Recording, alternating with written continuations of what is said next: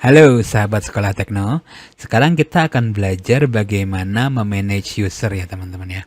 Jadi, kenapa kita harus memanage user? Karena tidak semua user itu memiliki kewenangan sebagai admin. Kenapa? Karena kalau semua orang berkewenangan sebagai admin, dia bisa dengan sengaja menghapus data yang padahal itu adalah data penting kita, teman-teman. Nah, kalau di sinologi saya kemarin kan, saya punya direktori yang namanya konten, multimedia, dan data tentunya ya, teman-teman ya. Jadi, saya nggak mau user ini mengakses file yang ada di direktori data saya, teman-teman. Karena itu kan data pribadi dan ada kemungkinan user tersebut sembrono gitu ya teman-teman ya, atau dengan sengaja mendelete data tersebut. Jadi saya mau user ini nanti hanya bisa mengakses satu folder saya aja. Nah, nanti saya akan memberikan akses untuk yang namanya directory konten aja teman-teman. Oke, caranya gimana? Kita masuk ke control panel dulu ya teman-teman ya. Kita masuk ke control panel. Nah, di sini ada user dan group.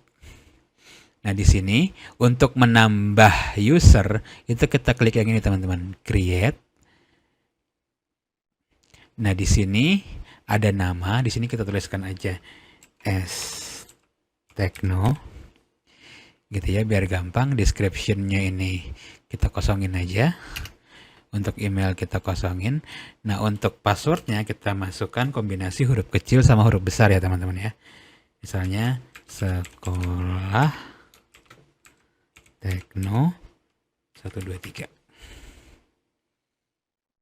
Nah, untuk di-confirm kita tuliskan lagi sekolah Tekno 123. Nah, kalau sudah ini kita klik next. Ini kita never aja teman-teman. Nah, di sini ada 3 pilihan. Apakah dia mau di administrator, HTTP, atau user.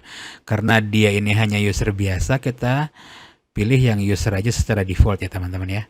Kalau sudah ini kita klik next.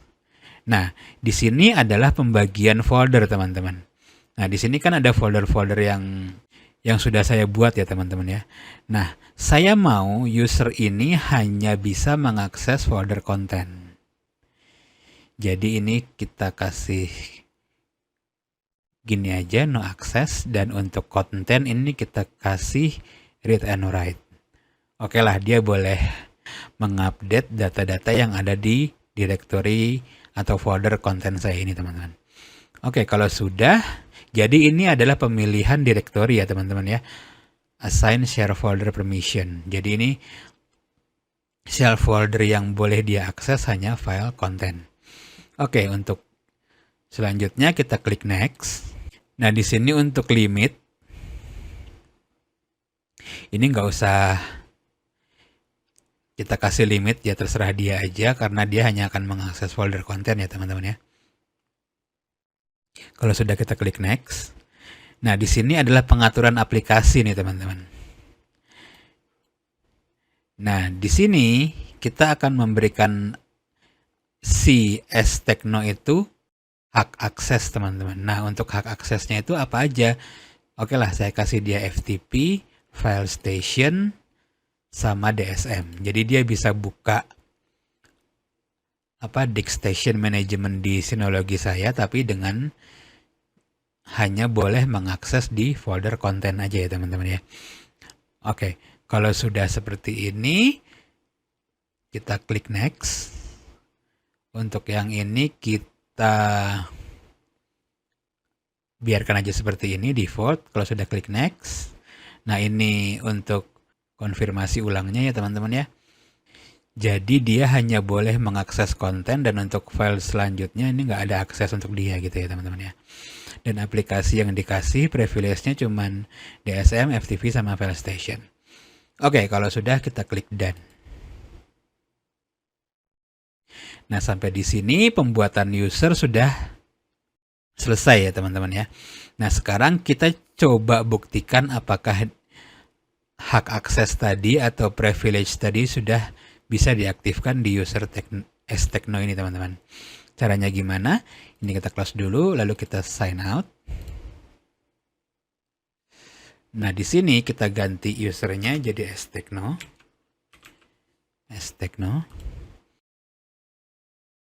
Nah, untuk passwordnya tadi kita tuliskan sekolah Tekno. Nah, kalau sudah kita klik next. Nah, di sini dia boleh mengakseskan tadi ya teman-teman ya, file DSM kita.